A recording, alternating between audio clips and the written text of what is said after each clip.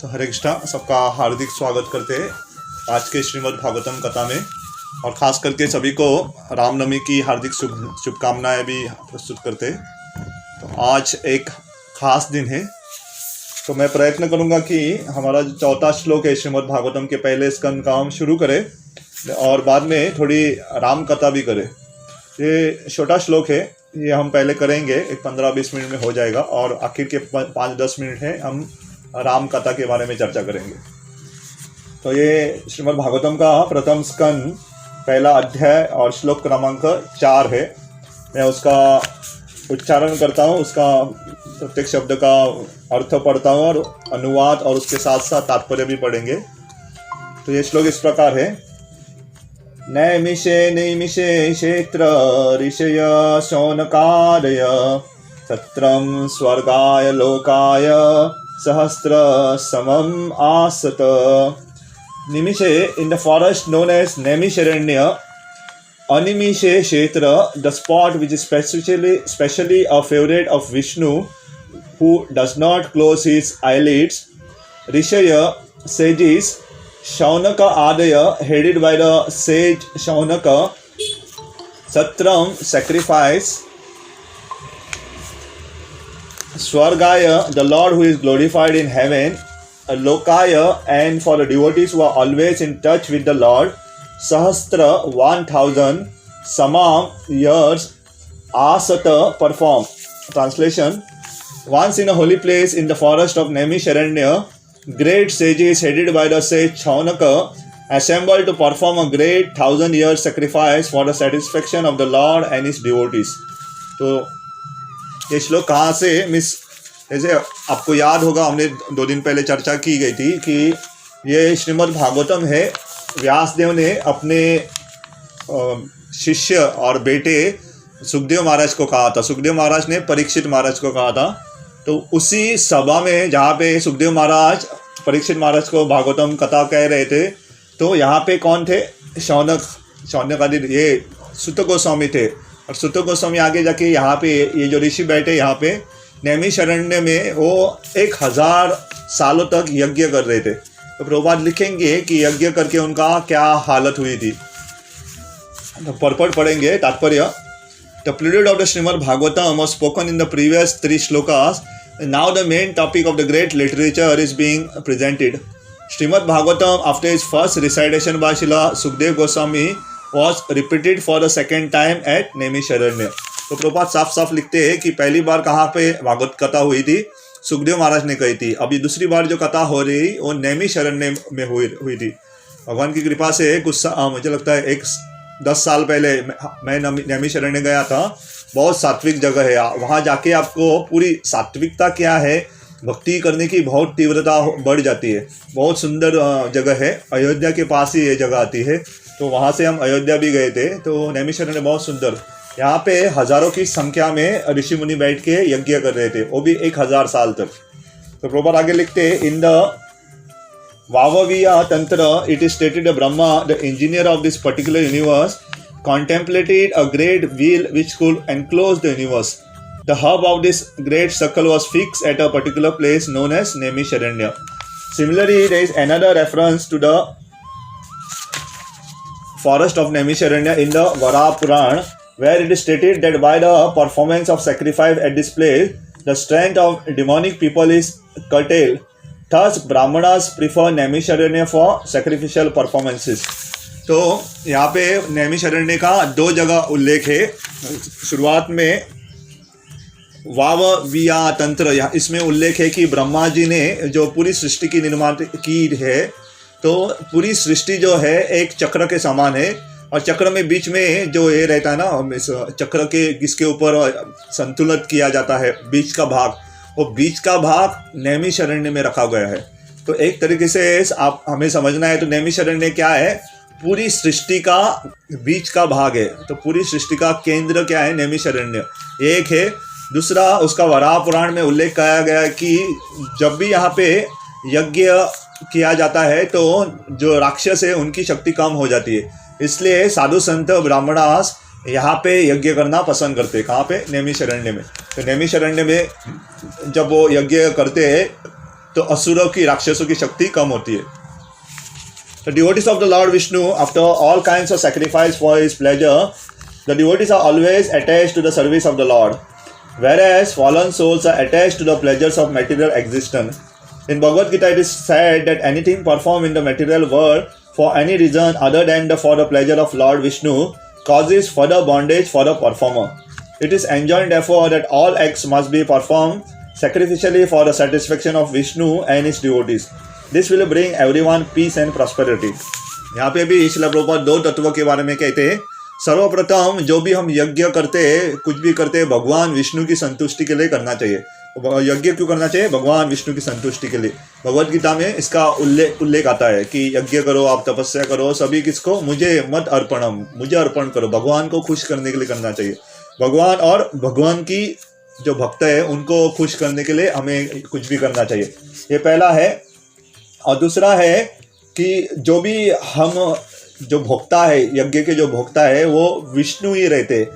एक भाग में आप देखोगे कि जो सब आहुति अग्निदेव लेते हैं, लेकिन अग्निदेव भी भगवान विष्णु के प्रतिनिधि रहते हैं, या कभी कभी भगवान विष्णु स्वयं आहुति लेते हैं.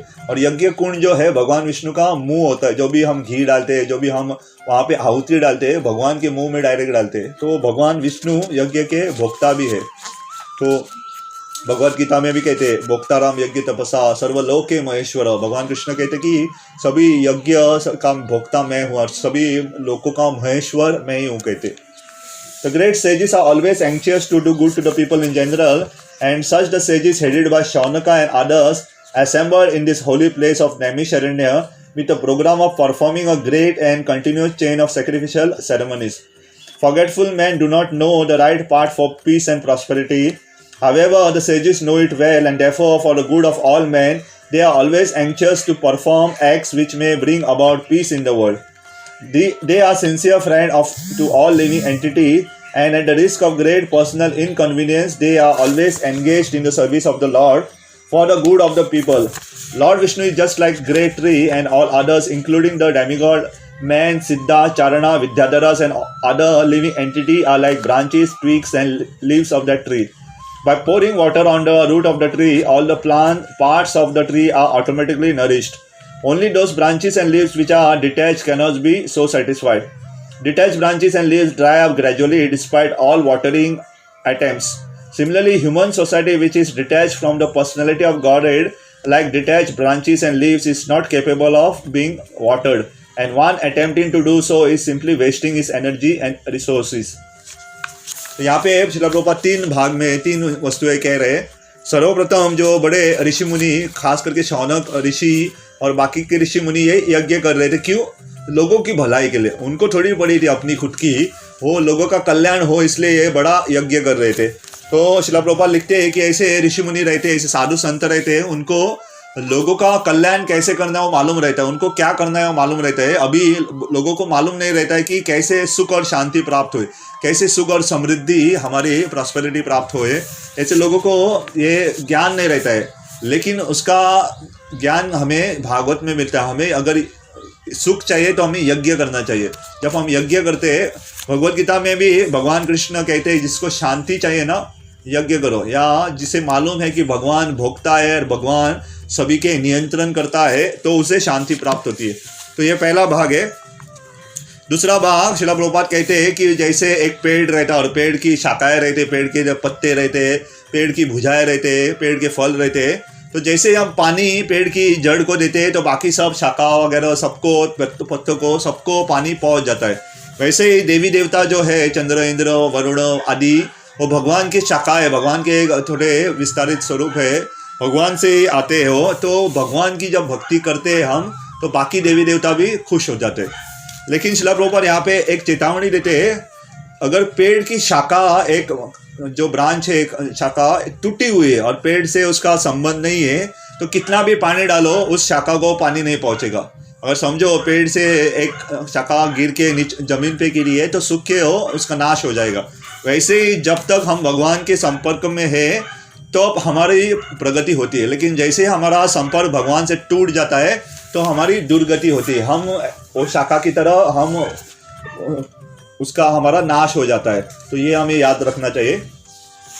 और अंतिम भाग में the modern materialistic society is detach from its relation to the Supreme Lord and its plans which are being made by the atheistic leaders are sure to be baffled at every step. Yet they do not wake up to this. In this age, the congregation chanting of the holy names of the Lord is a prescribed matter for waking up. The ways and means are most scientifically presented by Lord Sri Chaitanya Mahaprabhu. An intelligent person may take advantage of his teaching in order to bring about real peace and prosperity. Srimad Bhagavatam is also presented for the same purpose, and this will be explained more specifically later in the text. तो शिला प्रभुपाद लिखते हैं कि ये आधुनिक समाज है, उनको शांति, सुख, शांति, समृद्धि चाहिए, लेकिन उन्हें मालूम नहीं रहता है। और प्रत्येक वो जो ये रहते हैं, प्रत्येक क्षण वो ऐसे पूरा उनको अपयश मिलता रहता है, उनकी जो कामना है पूरी नहीं होती, उनको सुख शांति नहीं मिलती। तो प्रभुपाद लिखते हैं कि कलयुग में सुख शांति प्राप्त करने का एक सादा यज्ञ दिया गया, वो है हरि नाम संकीर्तन यज्ञ। खास करके जो हरे कृष्ण महामंत्र है उसका जब उच्चारण करेंगे, उसका गान करेंगे, उसके नाम स्मरण करेंगे, तो ये यज्ञ करने से हमें सुख शांति प्राप्त हो जाएगी। और ये खास करके श्री चैतन्य महाप्रभु ने उसकी व्याख्या की गई है। श्री चैतन्य महाप्रभु ने पूरे महामंत्र को ना केवल नवद्वीप में या बंगाल में, पूरे विश्व के लिए बांट दिया है। तो हमारा भी एक कर्तव्य है, जो हमें थोड़ा सा ज्ञान प्राप्त हुआ है, हमें जितनी क्षमता है हम दूसरों को बता सकते हैं। आज रामनवमी है, सभी भगवान के गुणगान सुनने के लिए आतुरते रहते हैं, तात्पर्य रहते हैं, वो सुनने के लिए तैयार रहते हैं। तो हमें जितना कुछ मालूम है लोगों को बताना चाहिए, नहीं तो लोगों को बताने वाले बहुत लोग हैं और वो गलत दिशा में उनको लेके जा सकते हैं। इसलिए रामनवमी हम अलग तरीके से मना सकते हैं, लेकिन रामनवमी का एक खास महत्व है कि हम भगवान राम की भक्तिमय सेवा करने के लिए हमें उत्सुकता दिखानी चाहिए। तो जैसे कि आज रामनवमी है, मैं एक दो कथा रामनवमी के बारे में कहना चाहूँगा। जैसे कल हम टीवी में थोड़ी चर्चा की थी, लेकिन आज थोड़ी चर्चा करेंगे। तो जैसे मैं शुरुआत करूँगा कि प्रभु रामचंद्र का प्राकट्य, भगवान किसी को भी पुत्र के रूप में प्राप्त होते तो उनके पीछे की तपस्या देखनी चाहिए, क्योंकि ऐसे भगवान राम किसी के पुत्र के रूप में नहीं आते। तो दशरथ महाराज और कौशल्या भी कोई साधारण व्यक्ति नहीं है कि उनके पुत्र स्वरूप में स्वयं साक्षात प्रभु रामचंद्र आए। तो आप हर अवतार में देखोगे कि जो भी उनके माता पिता रहते हैं भगवान के, उनकी कठोर तपस्या रहती है और भगवान उनकी तपस्या से प्रसन्न होकर उनको वरदान स्वरूप उनके पुत्र के रूप में अवतरित होते हैं। तो यहाँ पे भी पहले तो उनकी तपस्या थी, लेकिन यहाँ पे जब वो जीवित थे, दशरथ महाराज की भी तपस्या हो रही थी कि इतने सालों बाद भी उनको संतान नहीं हो रही थी। और बाद में मंत्रियों से याचना करके पूछते हैं कि हमें संतान कैसी प्राप्त होगी, और उन्हें 2 यज्ञ करने के लिए जब कहते हैं पुत्र कामेष्टि यज्ञ, और उसी यज्ञ में भगवान विष्णु भी अवतरित होते हैं और भगवान विष्णु कहते हैं कि आप डरो मत कि मैं मेरे 4 भागों में, खास करके वासुदेव, संकर्षण, प्रद्युम्न, अनिरुद्ध के रूप में अवतरित होंगे, आपके 4 पुत्र के रूप में, जो होंगे राम, लक्ष्मण, भरत और शत्रुघ्न। तो ये पहले ही कहा गया था, यज्ञ के रूप में कहा गया था। देवी देवता को मालूम था कि भगवान अवतरित होने वाले हैं, और ब्रह्मा जी ने खास करके सभी देवी देवता को वानर कुल में जन्म लेने के लिए कहा था, क्योंकि उनको मालूम था कि आगे जाके प्रभु रामचंद्र वनवास में जाएंगे और उनकी पत्नी सीता माता का अपहरण हो जाएगा, और वानरों की सहायता से प्रभु रामचंद्र रावण, जो सबसे बड़े उस समय के राक्षस थे, उनका वध करेंगे। तो पहले से उनको आदेश प्राप्त हुआ था कि आप वानर कुल में जन्म लो करके, और अपनी सारी शक्तियों के साथ। तो अलग अलग देवी देवता वानर कुल में जन्म लेते। तो प्रभु रामचंद्र ऐसे कहते कि उनकी जो बचपन की लीलाओं के बारे में ज़्यादा वर्णन नहीं किया गया। रामायण में आप देखोगे ज़्यादा से ज़्यादा 10-12 श्लोकों में तेजी के साथ, प्रभु रामचंद्र छोटे थे, तेजी के साथ ज़्यादा वर्णन नहीं किया। जैसे भगवान कृष्ण की बाल्य लीला के बारे में आप देखोगे बहुत लीलाएं हैं। भगवान कृष्ण माखन चोरते थे, या भगवान कृष्ण गायों के साथ वन में जाते थे, गोवर्धन उठाए, उन्हें बहुत लीला, असुरों को मारते थे। लेकिन प्रभु रामचंद्र की ऐसी कुछ लीलाओं के वर्णन नहीं किया गया है।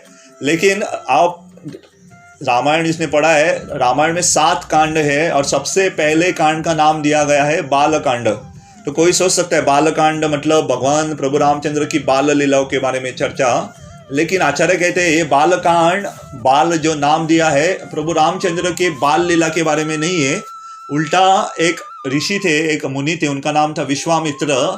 विश्वामित्र जो आमतौर पे विश्वामित्र से लोग दूर रहते थे, कोई उनके पास आना नहीं चाहते, लेकिन विश्वामित्र जब राम को अपने शिष्य के रूप में या राम विश्वामित्र को अपने गुरु के रूप में स्वीकार करते तो सब विश्व के वो मित्र बन जाते।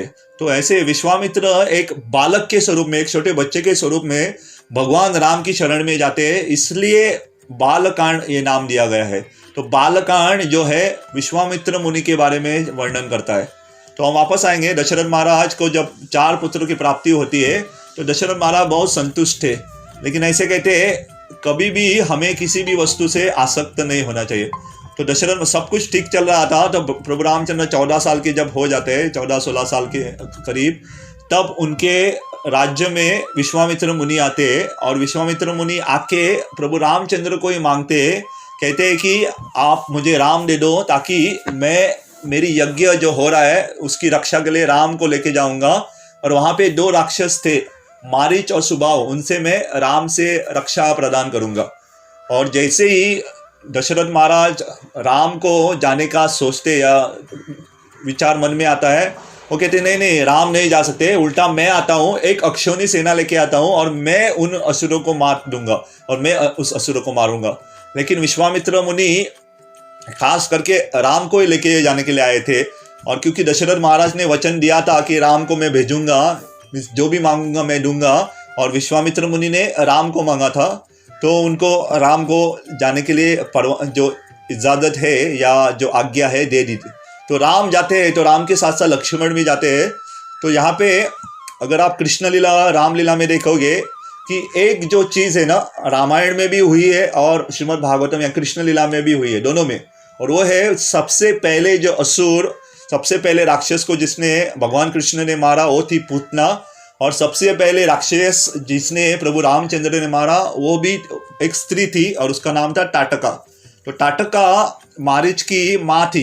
तो टाटका वहाँ पे जब विश्वामित्र मुनि राम लक्ष्मण जा रहे थे, पूरे जंगल में हाहाकार मचा रहे थे। मीन्स साधु संत को ध्यान करने के लिए नहीं देते थे, यज्ञ हवन करने के लिए नहीं देते थे, पूरा वहाँ पे अंधेरा छाया हुआ था, तमोगुण का माहौल था। और प्रभु रामचंद्र विश्वामित्र मुनि की आदेश से, एक सेकंड दीजिए मुझे, तो प्रभु रामचंद्र उनको वध करते थे, टाटका को मार देते।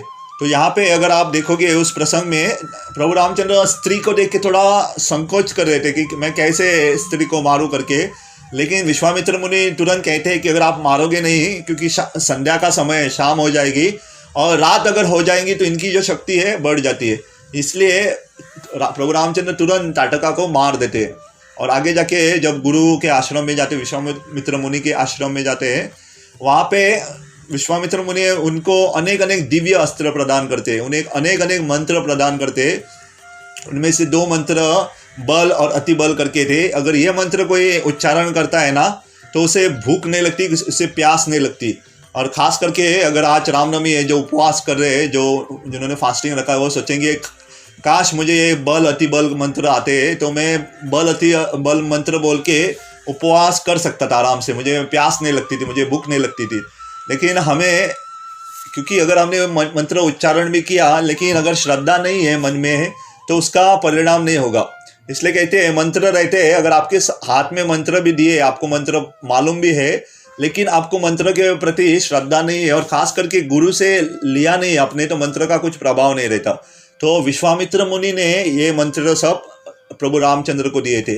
और यहाँ पे एक सुंदर आचार्यगण एक व्याख्या करते हैं कि विश्वामित्र मुनि के पास राम आते और कहते मुझे शिष्य के रूप में स्वीकार करो।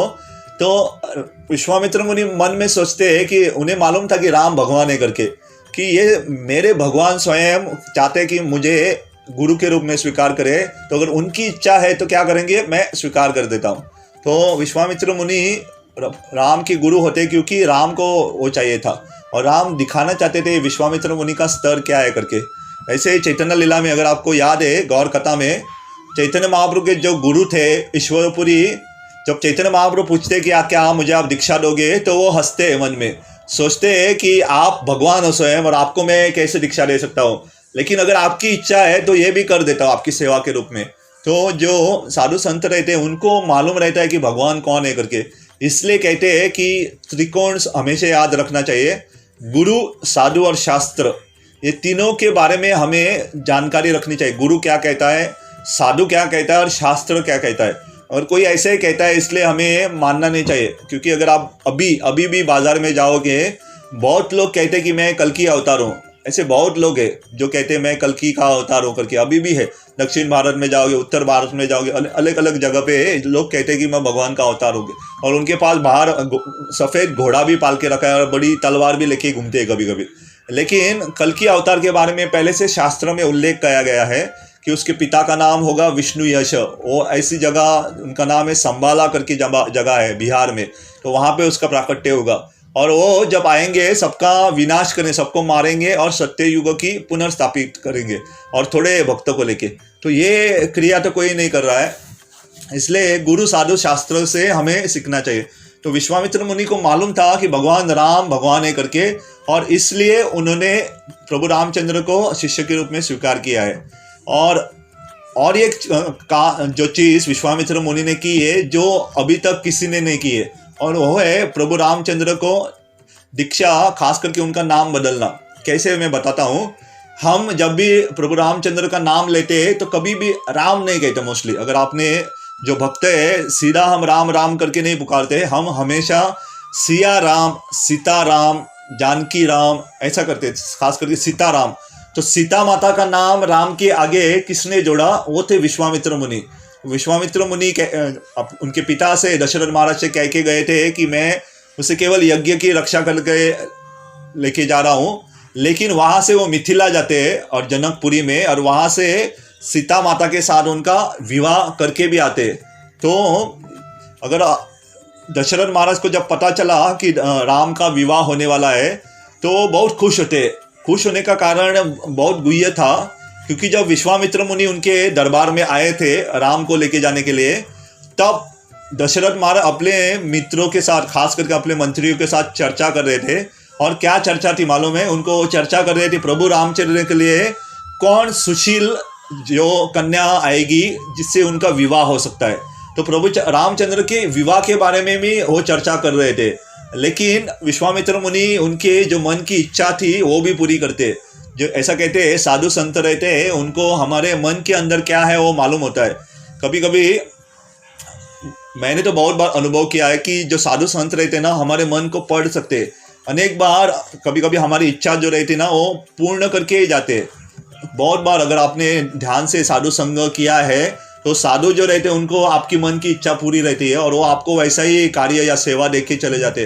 और आप सोच में पड़ते हो कि इससे कैसे मालूम हुआ, इनको कैसे मालूम हुआ कि मेरे मन में ये इच्छा थी करके। तो ऐसा, क्योंकि वो भगवान के इतने करीब है, तो भगवान के करीब होने के कारण दूसरे लोगों के मन में भी क्या चल रहा है उन्हें मालूम होता है। तो ये विश्वामित्र मुनि का योगदान है कि रामचंद्र को जब हम राम राम कहते थे, उसे सीताराम या सिया राम को नाम दिया। तो प्रभु रामचंद्र को अर्धांगिनी या उनकी शक्ति से मिलाने का काम जो है विश्वामित्र मुनि ने किया है। इसलिए विश्वामित्र मुनि जब हम ऐसे ही पढ़ते हैं तो ऐसा लगता है कि वो पहले एक राजा थे, बाद में उन्हें तपस्या की, और उनका 2 बार पतन हो जाता है। मेनका के साथ भी उनका पतन हो जाता है, आगे जाके उर्वशी से भी पतन हो जाता है। लेकिन हमें नहीं समझना चाहिए क्योंकि उनका 2 बार पतन हुआ इसलिए वो नीचे है। वो इतने ऊपर, इतने उच्च स्तर के भक्त है कि प्रभु रामचंद्र ने स्वयं उनको गुरु के रूप में स्वीकार कर दिया। तो राम के 2 गुरु थे, उनके कुल गुरु थे वशिष्ठ महर्षि, वशिष्ठ मुनि, और जो उनके शिक्षा गुरु या उनकी विद्या जो प्रदान करने वाले गुरु है, या दीक्षा भी कह सकते क्योंकि उनको आगे जाके मंत्र भी दिए उनको, तो वो थे विश्वामित्र मुनि थे। तो ये 2 प्रकार के उनके गुरु थे। आगे उनको अलग अलग जो ऋषि मुनि है, साधु संत से उन्होंने शिक्षा प्राप्त की। खास करके अगस्त महर्षि, उनसे उन्होंने एक धनुष्य और जो बाण था उसकी विद्या उन्होंने ली थी। वो ये बाण आगे जाके रावण को मारने में काम आया था। तो ये प्रभु रामचंद्र की लीला है। आगे में और एक लीला के बारे में वर्णन करेंगे। तो राम के बारे में, राम के चरित्र के बारे में अनेक बार हम चर्चा करते हैं, लेकिन राम के चरित्र के हमारे जीवन में पालन करना इतना आसान नहीं रहता है, क्योंकि राम उच्च स्तर का चरित्र पालन करते थे। मैं एक उदाहरण दे सकता हूँ कि जैसे शादी के बाद वापस आते हैं, उनके 10 साल आराम से बीत रहे थे, और 10 साल के बाद जब उनके दशरथ महाराज ने उनका राज्य अभिषेक करने का निर्णय किया, और कैकेयी के वर के अनुसार राम को वनवास के लिए 14 साल के लिए भेजना तय हुआ, और भरत को राजा बनाने का तय किया। तो ये प्रसंग जो है कैकेयी माता कोप भवन में बैठी हुई है, बैठी नहीं ऐसे ही चिल्ला रही थी, वो अपने कपड़े बिखेर के, अपने बाल बिखेर के, और दशरथ महाराज का सुन ही नहीं रहे थे। दशरथ महाराज जब सुने कि राम को वनवास जाना है, नीचे जमीन के ऊपर गिर गए, कुछ उनके मुख से आवाज ही नहीं आ रही थी। तो राम जब आते, ऐसा कहते हैं, राम को मालूम था कि उनका दूसरे दिन राज्य अभिषेक होने वाला है, प्रसन्न बहुत खुश होकर आ रहे थे। लेकिन जैसे वो सुनते हैं कि कैकेयी के वरदान अनुसार मुझे वन में जाना है, तो राम जैसे अंदर आए थे, ऐसा कहते जो हंस रहे थे, बाहर जाते हुए 10 गुना हंस के जा रहे थे। अगर हम उस स्थिति में होते, अगर हमारा राज्य अभिषेक होने वाला था और हमें कहते हैं कि आपका राज्य अभिषेक नहीं होने वाला, तो हम खुशी खुशी तो आते हैं लेकिन दुखी होके जाते हैं। लेकिन राम ऐसे नहीं है, राम उल्टा 10 गुना खुश होके गए थे। इसलिए आचार्यगण कहते हैं कि राम का जो चरित्र है, राम पूछते भी नहीं कि दशरथ महाराज को क्या ये आपकी आज्ञा है, कि कैकेयी माता ने जो कहा कि आपको वनवास जाना है, तुरंत आज्ञा को प्रणाम करके वहां से निकल जाते और पैदल चलते, रथ के ऊपर भी सवार नहीं होते। तो प्रभु रामचंद्र ऐसा कहते हैं कि ऐसा उनको वनवास के लिए जाने के लिए कहा, इसलिए भी उनका माता कैकेयी के प्रति प्रेम कम नहीं हुआ। कैकेयी से वो उतना ही प्रेम करते, वापस भी जब आए उनको उनके बारे में चिंता थी। तो कैकेयी अपनी माँ जो कौशल्या थे, उनके समान ही कैकेयी से वो प्रेम करते थे। तो प्रभु रामचंद्र जो है मर्यादा पुरुषोत्तम है, एक बेटे को कैसे होना है, वो उच्चतम बेटा कैसे होना है वो सिखाते, एक पति को कैसे होना वो सिखाते, एक राजा को कैसे होना वो सिखाते। तो ऐसे हर एक कार्य जो करते थे, हर एक रोल हम कहते हैं उस विधि में, वो उच्चतम श्रेणी के हमें सीख देते थे कि इस स्थिति में आपको क्या करना है, इस स्थिति में क्या करना है। एक मैं छोटा सा प्रसंग कह के मैं रुक जाता हूँ। भरत महाराज राम की स्तुति करते हैं। तो भरत महाराज जब अपने मामा के घर गए थे, वापस आते हैं और उन्हें मालूम पड़ता है कि दशरथ महाराज की मृत्यु हो गई। दशरथ महाराज राम वियोग सहन न कर पाए और मर जाते हैं, और राम और लक्ष्मण और सीता माता वनवास में गए। तो भरत आते हैं और उन्हें पता चलता है कि उनका सबका कारण कौन थी, वो मंत्रा। तो कैकेयी से वो बहुत नाराज होते हैं कि अपनी स्वयं की माँ से, और जहाँ पे मंत्रा थी, मंत्रा को बालों से वो खींच के लेके आते, और उनके जो दूसरे भाई थे शत्रुघ्न, वो तुरंत तलवार निकालते और कहते हैं मंत्रा को अभी जीवित मारेंगे, उनको जिंदा मार देंगे करके। लेकिन भरत महाराज जो कहते हैं हमें याद रखना चाहिए, भरत महाराज कहते हैं आप उसे मत मारो करके। क्यों मत मारो मंत्रा को, ये मारने तुल्य, इसे मारना चाहिए, लेकिन अगर हम उसे मारेंगे तो राम नाखुश हो जाएंगे, राम असंतुष्ट हो जाएंगे। राम को खुश करने के लिए मंत्रा को छोड़ देते। तो हम समझ सकते हैं कि राम का स्वभाव कितना दयालु था कि मंत्रा ने उन्हें 14 साल वनवास भेजा, फिर भी राम चाहते थे कि मंत्रा को ना मारे करके। और भरत महाराज ये जानते थे अगर हमने मंत्रा को मारा राम बहुत दुखी हो जाएंगे, इसलिए मंत्रा को मारते नहीं, छोड़ देते। तो मंत्रा को अगर मार देते थे राम को पसंद नहीं आता था। तो ऐसे इतने दयालु है राम, भगवान राम, कि मंत्रा जैसी स्त्री जिसने राम को 14 साल वनवास भेजने का वो प्रामुख्य कारण थी, लेकिन फिर भी उसे माफ कर दिया। लेकिन हम देवी रूप से देखेंगे, मंत्रा जो थी, वो मंत्रा जब देख रहे थे कि राम का राज्य अभिषेक होने वाला था, तब देवी देवता ने, खास करके सरस्वती माता ने उनकी बुद्धि जो है भ्रष्ट कर दी थी। तो जो मंत्रा जो भी किया राम को वनवास भेजने का, वो देवी देवता के आदेश के अनुसार या उनकी योजना के अनुसार। अगर राम वनवास में नहीं जाते थे, सीता का हरण नहीं होता, तो रावण की मृत्यु नहीं होती थी। तो ये सब उनकी भगवान की लीला थी, क्योंकि भगवान अयोध्या में थे। अगर अयोध्या में रहते तो बाकी के असुरों का नाश कौन करता था, इसलिए ये लीला की गई थी। तो आज के दिन हम भगवान राम से प्रार्थना करने चाहिए, जैसे प्रभु रामचंद्र ने अनेक असुरों का नाश किया, वैसे ही हमारे हृदय में भी अनेक असुर है, उनका नाश करे, ये प्रार्थना करनी चाहिए। और दूसरी प्रार्थना ये भी करनी चाहिए कि प्रभु रामचंद्र के प्रति, उनके नामों के प्रति और उनके भक्तों के प्रति हमें हमेशा आसक्ति बढ़नी चाहिए, ऐसी प्रार्थना करनी चाहिए। तो अगर किसी को संभव है तो अपने आजू बाजू में जहाँ जहाँ पे राम कथा हो रही है, रामनवमी का कार्यक्रम हो रहा है, आप अटेंड कर सकते हो। जैसे आज दोपहर को मोरजिम में है, शाम को मापसा में है, अगर कोई दूसरे स्थानों से वहाँ पे भी हर जगह हो रहा है, छराव में हो रहा है, पोंडा, वास्को, हर जगह हो रहा है, साकली में भी हो रहा है। तो अपने निकट के स्थान पे आप प्रयत्न कीजिए ताकि राम नवमी आप मना सकें और भक्तों के संग में। तो मैं यहाँ पे रुकता हूँ।